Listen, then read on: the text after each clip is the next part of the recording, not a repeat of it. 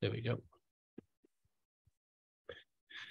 Good evening, everyone. So before I start, I'd just like to set some housekeeping rules.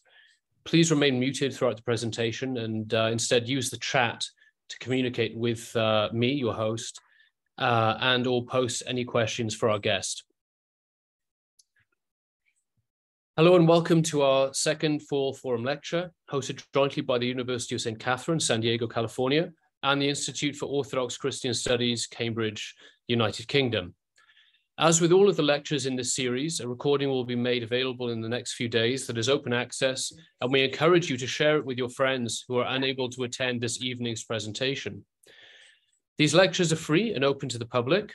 If you enjoy them and would like to support this initiative and our university, please visit www.usk.edu/give to make a charitable donation. And thank you very much. My name is David Williams, the Program Director of the University of Saint Katharine's Integrated Interdisciplinary Core and Theology Program. And as such, I would like to refer you to the link for the catalog for the USK's new Master of Arts in Orthodox Christian Theology via distance learning, which I will put in the chat in just a moment.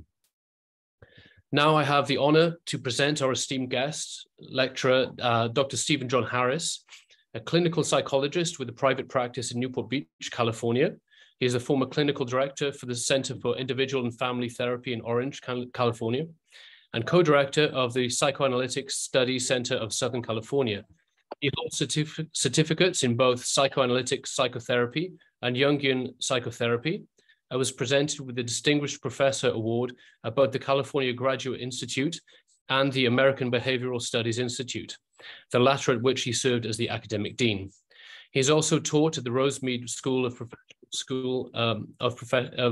Professional Psychology and Vanguard University. Dr. Harris writes about psychoanalysts.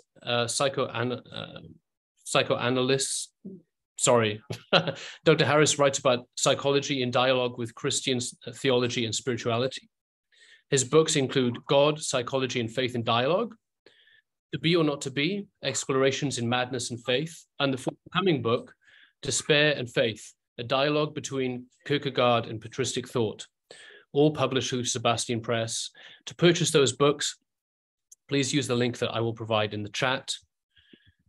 On a personal note, Dr. Harris is a dear friend and respected member of the Nativity of the Most Holy Theotokos Serbian Orthodox Parish in Orange County. Thank you very much, Dr. Harris, for giving us your time this evening. The floor is yours.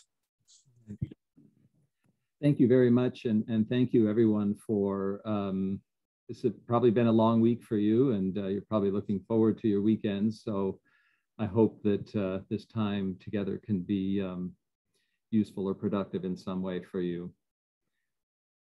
In preparing for this talk and discussing it with David, one of the possible titles was, Does Orthodox Christianity Need Psychology? And so it's under that sort of heading that I'll be talking today. And I hope to give you some perspective on that as we ask that question and try to answer that question. The history of psychology and religion and the Orthodox faith it's not very long. It's only probably barely over 100 years. And it's had some rocky beginnings, probably for one, because of psychoanalysis's founder, Sigmund Freud's statement that people who, this is a paraphrase, people that need religion have regressed to a childhood state, and that they suffer under an illusion. Psychoanalysis today is really departed from a lot of Freud's thought, even though he founded it. And so it's come into a fairly healthy dialogue with religious faiths, including Orthodox Christianity, much more so in Europe, but also in our own country. The Orthodox, it's called OCAMPR, it's a long acronym, let's see, it's Orthodox Christian Association of Medical and Psychology and Religion, Medicine, Psychology, and Religion. And under Ocamper, a mental health task force was formed at the request of the Assembly of Canonical Bishops to assess mental health needs and begin to implement mental health directives within the Orthodox Church. And so it's been an exciting time, but there's a lot of bumps along the way and a lot of important things to be worked out. One of the principal differences between the Orthodox faith and psychology is in their anthropologies. The anthropology of the Orthodox faith is that the person is grounded in the hypostasis, grounded in God and in the Holy Trinity. And that's fulfillment is understood to be found in this way. It's a much different issue when it comes to psychology. Psychology's anthropology is the subject of the human person. And that's just not something that the church fathers or Orthodox theologians spend very much time with, and if at all. And so this is the domain of human feelings, thoughts, emotions, emotional problems, psychological problems, and their treatment and so forth. And now I'm referring now not to just psychology, but clinical psychology or other areas that have to do with mental health. There's many other branches of psychology that you're probably aware of. So the anthropologies are quite different. And so psychology can only take us so far in terms of what the Orthodox faith has to say about fulfillment for the human being. But one of the questions is, nevertheless, can psychology play a role in helping people practice better faith? Can it support faith's ends? And some of the further things that have been addressed by the Orthodox faith is there's a tradition of the idea of the church as hospital. And of course, this is a powerful statement, and it's something I think most Orthodox people feel very comfortable with and feel very good about. And so that idea, of course, can mean many things. And there's a tradition of writers, one a bit older, this one by Vlachos, called Orthodox Psychotherapy. This book is not necessarily about psychotherapy in the way that you might have heard about it, but it's a book about how everything in the practices of the sacraments, confession, the divine liturgy, and all of the practices of the Orthodox faith is all the human healing, including emotional, that anyone will need. And I'm not introducing this book to criticize it, because it really says a lot of beautiful things about what our faith does do at the spiritual level. And even modern day efforts, you may have heard of this book, The Ethics of Beauty, by Timothy, I don't even know if I'm going to say his name right, Petitsis, from Holy Cross in Massachusetts. It's quite a quotable book, and it says a lot of important things. And it also seems to address something that the same kind of line of thought, that all of the healing, at least as far as I've read so far, comes with the practice of faith.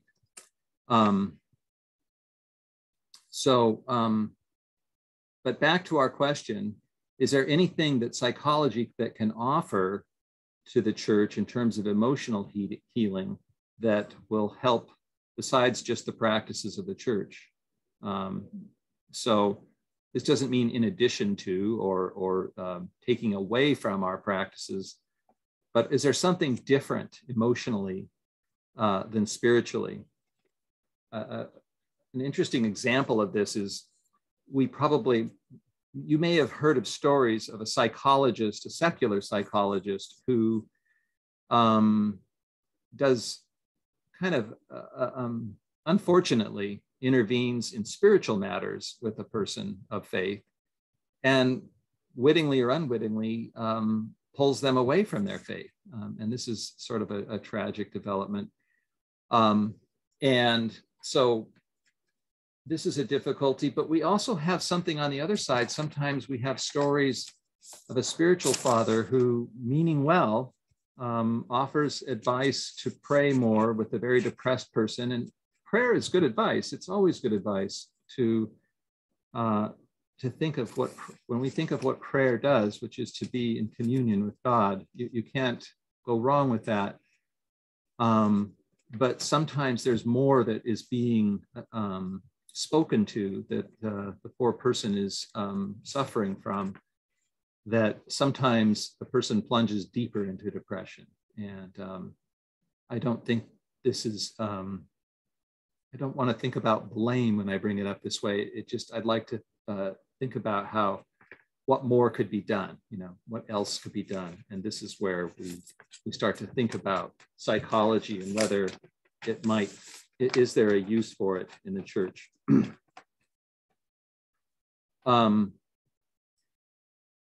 A hint comes to us from, in terms, if we're looking for answers from within the church, the Orthodox Church has always been in dialogue with science since the earliest days of the fathers. And I don't have time here to sort of lay that out, but there's plenty of evidence of this. And somebody who had a lot to say about, seemingly about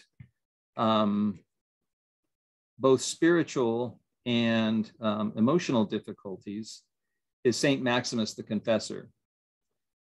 In his on difficulties in sacred scripture, the responses to Thalassios, he writes, he's referring to the fall, because Adam's natural power of free choice was corrupted first, it corrupted nature together with itself, losing the grace of impassibility. And thus, the fall of free choice from the good towards the evil became the first and blameworthy sin. This is the spiritual problem. The second sin, which came about as a result of the first, was the blameless alteration of nature from incorruptibility to corruption. The question here becomes, does natural corruption, as St. Maximus is talking about, have to do with physical and emotional difficulties? He says later that the first was blameworthy, but the second was blameless, having been caused by the first. The first was a sin of free choice, which voluntarily abandoned the good, but the second was of nature, which involuntarily, as a consequence of the free choice, lost its immortality. So we have there a way of thinking about difficulties, and I would like to use an example. Sometimes a spiritual father will advise someone to pray in a certain way, or gives them some helpful suggestions, and they resist doing it. The matter is one of a spiritual problem. It's, defiance or willfulness, or more of a moral problem and rejection on a spiritual level.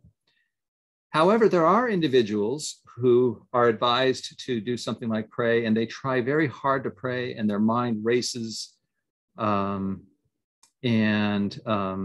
try as they may, they don't comply. And, I could go into all kinds of cases or stuff, but I don't think we have time here today. Maybe they have obsessive problems or anxiety or depression or some other emotional difficulty or trauma that interferes with their ability to pray. They want to pray, but they're not resisting it, but they're unable. And this is the opening, I think, that I'm thinking about when I'm thinking about what Saint Maximus is talking about with the corruption of nature. A very good friend and colleague of mine, fairly well known in the Orthodox world, the psychiatrist and also priest, Father Vasilios Thermos, clarifies that energies that stem from nature, not from the person hypostasis, any corruption of nature generates corrupted energies, including bodily and mental functions. This does not mean that a pious orientation of the gnomic will, we have a grammatical problem, and I quote here, does not have the power to modify them and lead to healing. So spiritual practices can correct natural energies. And the more the person gains inner freedom and the less corrupted their energies exert their impact. However, he adds that developmental problems, emotional problems of childhood, trauma, may act to cloud or obstruct the spiritual aspects of the person hypostasis. So what you have here is sort of like a Venn diagram where you've got one circle is the spiritual sphere and the spiritual practices following the sacraments of the faith, and an overlapping circle of some potential emotional difficulties, which if addressed, may free the person up to practice their faith more faithfully, more obediently, more effectively. So to try to answer our question, I'm not going to answer it for you. We're still left with the idea that when there is what we call in the secular world, mental illness, emotional problems, or psychological problems, might they, if they are addressed, help an individual become more aware, more free to practice their faith. I'm quite aware of individuals in my practice of that are Orthodox, and they have, a few of them have severe trauma in which the more effort you put at focusing them on practicing their faith, the more they dissociate. This is a defensive reaction. It's not conscious, but they're unable to tolerate this level of focus put on them, and they kind of go somewhere else. And extra help is needed to help them become more integrated along the way so that they can be more active in their faith.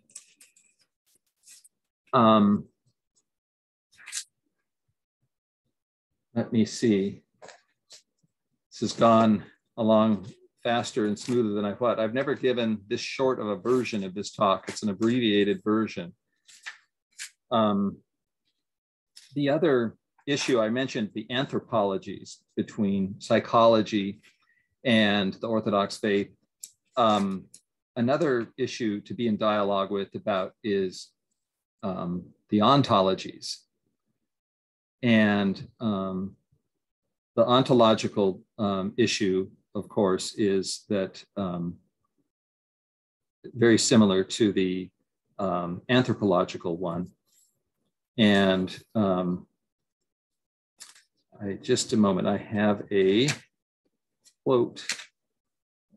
I think I'm quoting myself here, but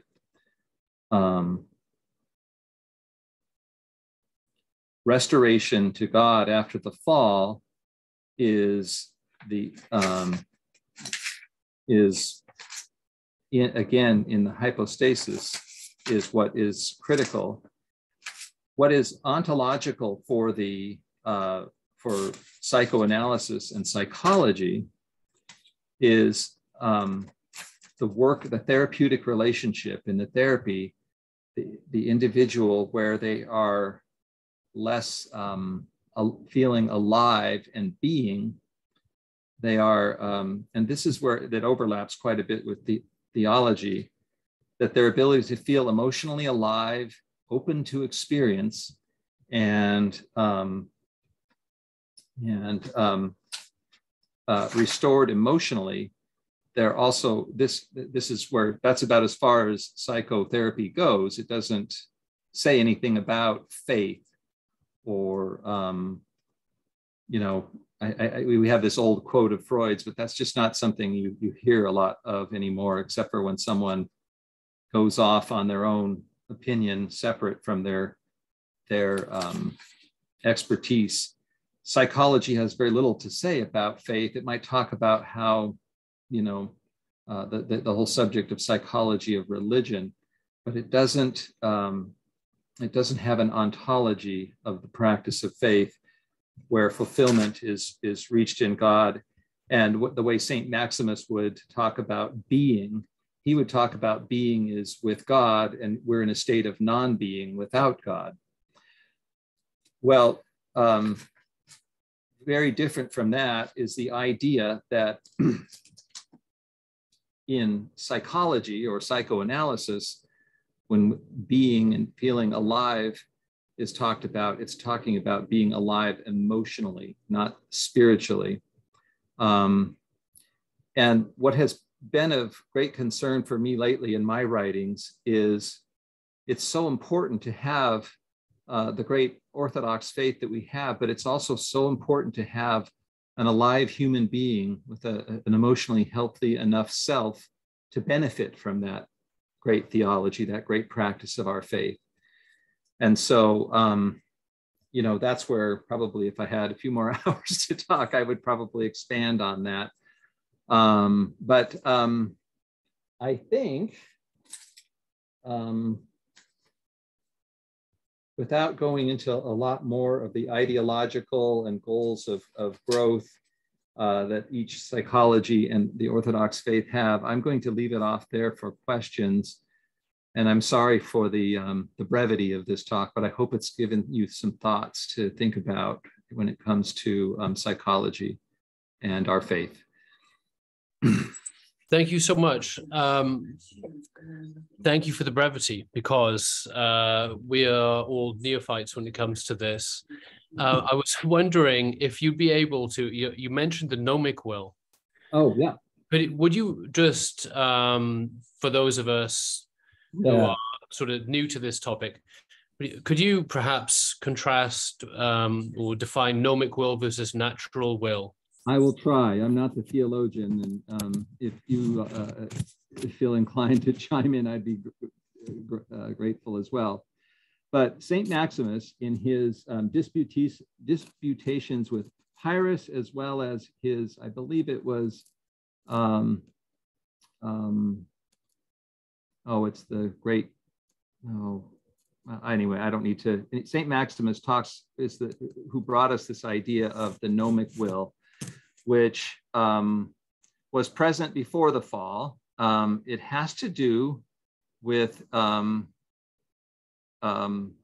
initially, before the fall, the spiritual man and the natural man being in perfect alignment.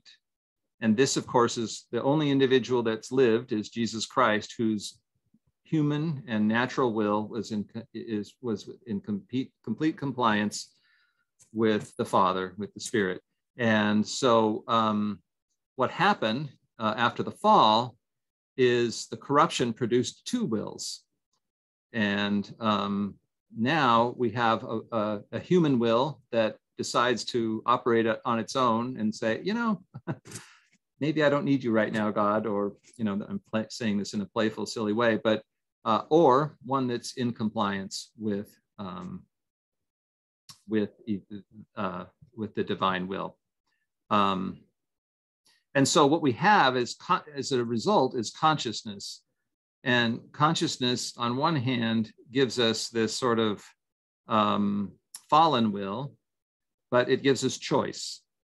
One can be self-sufficiency or autonomy, and the other can be towards freeing up the nous, another theological term, but the mind in the spiritual sense, as it hopefully, in the teaching of the fathers, it's aiding the nous to descend into the heart, to be in the presence of the divine. How did I do, David? I mean, that's fine. That's fine by me, certainly.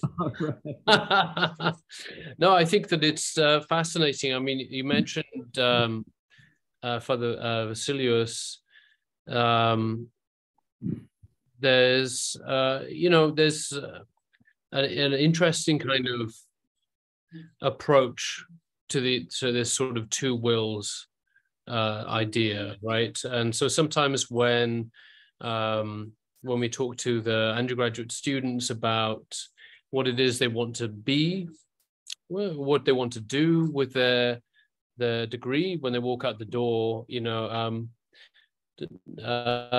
Sometimes I ask them why it is that they have chosen their particular path, what it is that sort of led them to that. And occasionally we'll talk about this differentiation between these two worlds. Is it something that is going to benefit, everyone? If the person if we can only be a person in communion, then the things that we have to do, must benefit community as well. So I think that. When I speak to an Orthodox client or patient, however we want to call it, and I say, well, what do you want to do? I kind of always have the self-conscious qualification, like, well, I mean, as far as, what you think God wants you to do, and, not all by yourself, but it's an interesting kind of navigation. Absolutely. So look, we've got a good question here, right. Professor Getz. So I'll read it out to you. It's, do you see psychoanalytic and Orthodox understandings of anthropology and ontology as occupying different spheres? If they overlap, how so? And can we square the one with the other? Okay. Let's see, the first part of the question relates to, well, let's see, I almost want to go backwards here. I think they can't really fully square ultimately, because in this definition I gave about the anthropology of psychoanalysis, the subject is the person.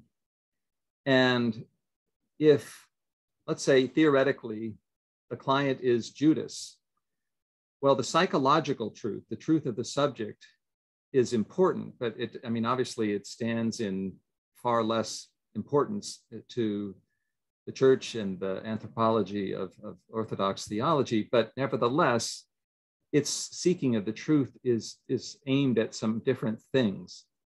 When I was in Greece, one of the theologians there, when I was presenting, he said, why can't psychoanalysis just allow itself to be baptized into the faith? And one of the reasons for this is because psychoanalysis is not anti-Christian. Helping someone understand their emotional truth is important, especially to be aware of themselves, but it can only go so far. And so it's hard to square them because they don't arrive at the same endpoint. A phrase I use, I think, in my first book is, I almost like, if I were trying to relate it to the faith, one way of stating it is this: psychotherapy can be a handmaiden to confession and the faith. It can serve the faith, be aligned with, but I think because it seeks different truths, those truths don't have to be against the faith, but there could be different outcomes, and that can be disturbing. It's not like I come up with, all kinds of strange outcomes with people I see, but the human mind can only go so far, and then it needs God. And so we can't have a theological psychoanalysis, and we can't have a psychological orthodoxy. They need to be in dialogue so they can assist each other, but we don't want to water them down by blending them, in my opinion. I don't know if I got to all of the question, though. There was do they square? What else do we have there with that question? Yeah, it was, so do you see psychoanalytic and Orthodox understandings of anthropology and ontology as occupying different spheres? And then if and do they overlap? Was the rest of it, wasn't it? Yeah, okay. They don't occupy a significant amount of space together. They are quite separate, but surprisingly, even Freud felt that to live and to love was a very healthy sign. And even though there's different reasons, the Orthodox Church would say how you get there to be a loving fulfilled human being. The values and the statements about growth are similar. Let me see. Both put a great value on being, but again, being means different things. So I guess it's almost like they intersect is probably helpful. Or the other example I gave was the Venn diagram, but their aims, their goals, their ideas of growth, and their anthropologies can be quite different. I might have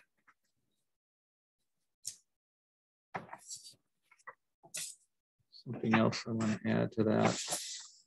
No, yeah, I'm going to leave it at that. Yeah, it's a very complicated relationship. But I think what's important is to pick up the dialogue and look at the intersections where they don't disagree.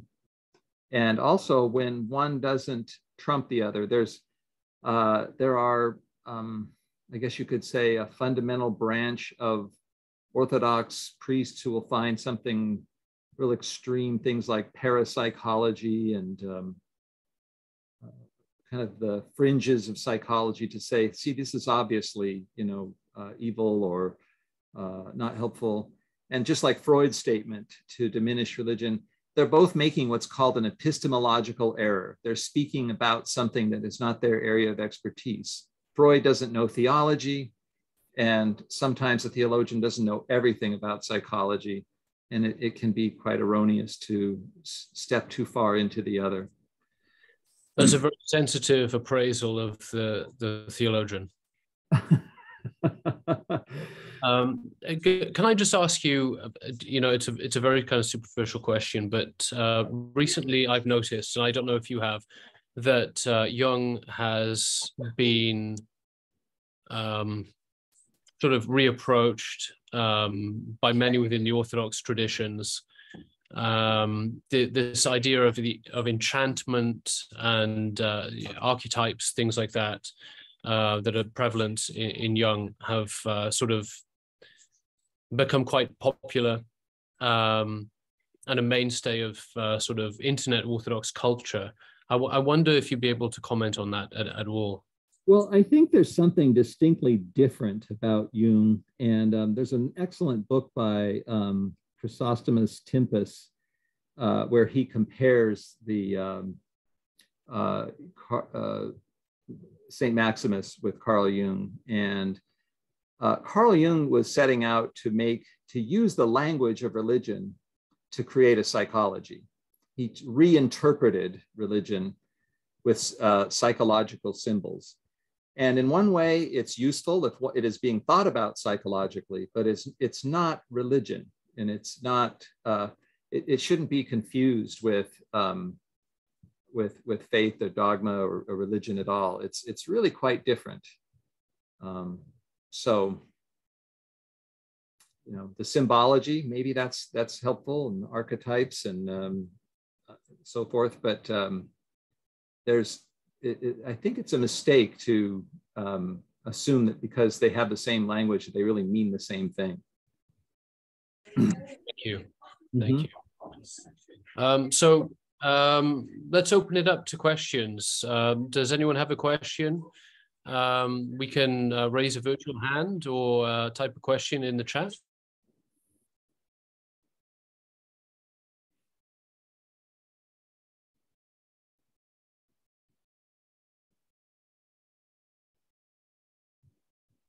I think that everyone's being shy. Or they want to get on with their weekend. The Dodgers are playing the Padres right now. San Diego. Very good. Yeah. Right. Well, I think, is that it? No one's got a burning question. Okay, there's nothing else I can clarify. I hope that there were some helpful ways of thinking about. Here's someone. Sorry, here we go. Let's see. Psychology can then be a useful tool in clearing away barriers to spiritual growth. Dr. Getz, you can unmute yourself, if you'd like, so we can. And another question came up. I saw there, Joseph. Hi, Dr. Harris. Yeah, fascinating talk. I've always wondered about this. It seems that the ontologies are so contrary, although Freud isn't such a materialist. We don't have that till later in psychology.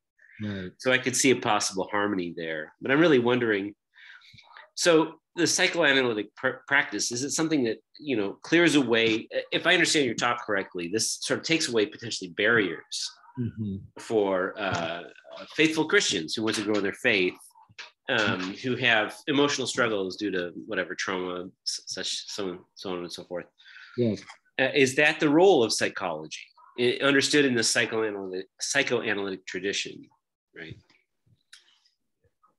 To remove the barriers for someone's faith? Okay, emotional barriers, to be specific, right? It certainly isn't the role of psychoanalysis. It can be made into that role by the religious practicing, like myself. If I'm Orthodox and I also practice psychotherapy, for persons of faith, that can be a very explicit or implicit goal. But the field of psychoanalysis or psychology does not have that. It's a much broader goal and sometimes much more humanistic. So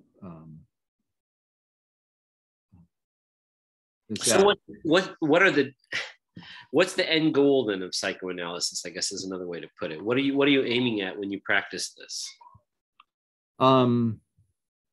Well, it varies from person to person, but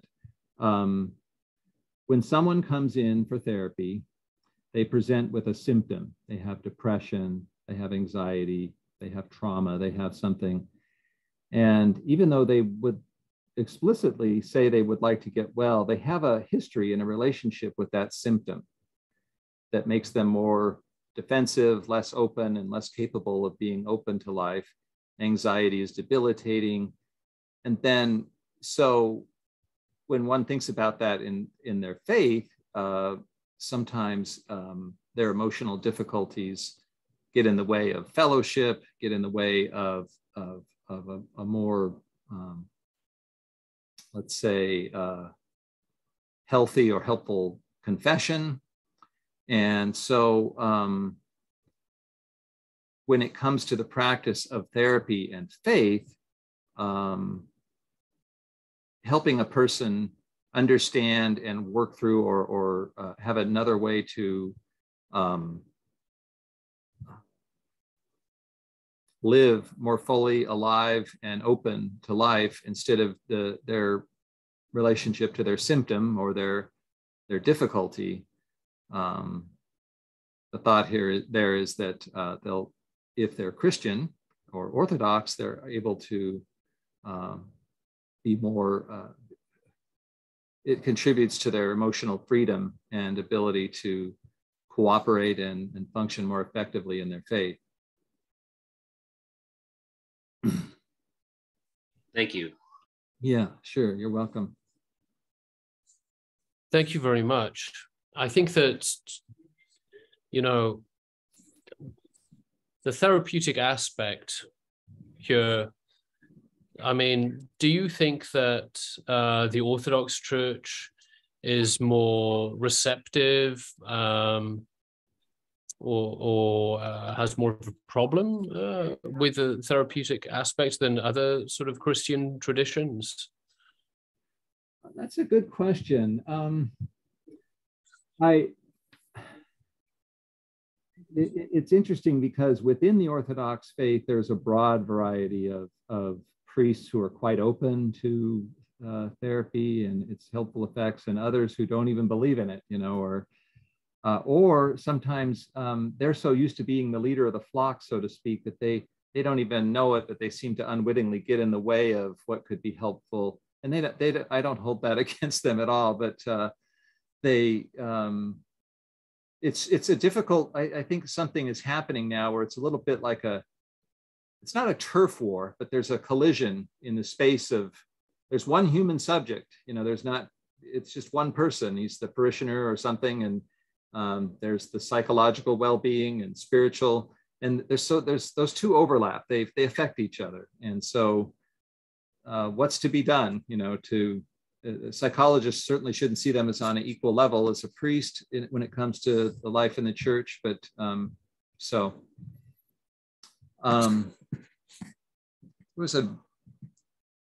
I don't know if I got to that question, but there was another question here from Joseph. From Joseph, yeah. So maybe we should replace the word teach with counsel, or, you know, something else. Oh, okay. What was the question? So do you feel it's easier to teach students with religious backgrounds or without? So in your experience? That's a good question. I think that in one way, it really varies, because there are individuals who practice their faith actively, and they're very open to what's going on with them emotionally. There are people who are very dedicated to their faith and very maybe almost fearful if there's something wrong, that there's something wrong with their faith, when there really isn't. It's just a real challenge emotionally or something for them. And so sometimes the secular person is easier, because in a sense, psychology is kind of sadly enough, it shouldn't be, but a modern religion to them, because they don't have a religion. And so this is where they address their problems. And so it comes easier for them, but it's not enough. So I'll leave it at that. There's probably a lot more to say about that. It's a great question. There's a question also that of what your advice is for students of psychology at the University of Saint Katherine, an Orthodox university. We do have a number of students that are studying psychology. Mm-hmm. It's one of the more popular focuses actually at the university. Do you have any advice in terms of career focus for them? So I'm going to go on the assumption that they mean a career in the more clinical counseling, therapy. You know, there are many other fields of psychology, but I'm going to assume that that's the part of the question. I think it's good to determine early on if you're more of an independent person who, you know, would be the kind of person who would form your own practice and do that, or whether you feel like you're better under the wing of an institution or a group of practitioners. This is really helpful. I don't think it matters whether you get a PhD in psychology or whether you get a master's and get that license and get additional post-master's training in something like psychoanalysis, because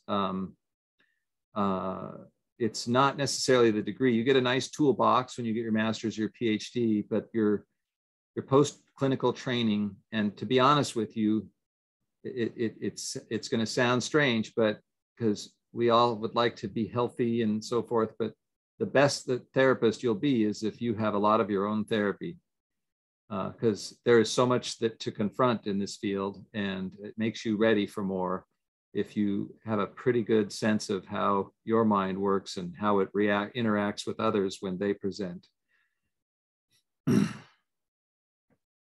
That's marvelous. Thank you so much. Mm-hmm. So last call. I think that we're coming to the end of our session here. Thank you very much, Stephen. I really appreciate it very much. Thank you on behalf of all of our students for your presentation, for your advice, for your time. You're welcome. Could everyone present unmute themselves just really briefly so that we can show our appreciation for Dr. Harris and give him a round of applause.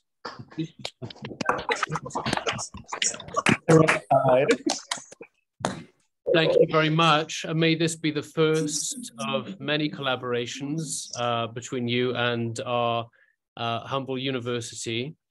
Sounds like fun. Oh gosh, we do have one final question. Do you have time for one final question? Yeah, sure.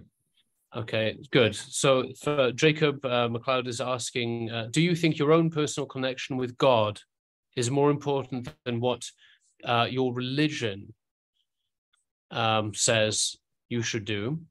I have friends who are baptized but have no connection with God, he says. Yeah, that's very good. That's very good. Yeah, I have to almost answer it in a roundabout way. I think I've chosen the religious practice that is sort of set up to make me closer to God. I think there's a lot of fancy apologetics and all kinds of clever Protestant thinking and so forth, but the practices of the Orthodox faith are ones that I feel like are maybe like a million and one ways to point one towards God. And to me, it's all about being with God. And so it's hard to almost separate those two. But yeah, I think it's hard to lean into the question and say it's important to be close to God, because I think it's a little bit tenuous to try to do that all by oneself, if that's, the implication. So. Thank you so much. You're welcome. Thank you. And so on behalf of everyone at the University of Saint Katherine, those that are here and those that are not with reasonable excuse, and those that will watch the recording of this video to come, I thank you once again. And God bless you and your very valuable ministry. And again, we hope to have you back soon in some capacity to please come and visit. Thank you. All right. God bless. Thank you, everyone.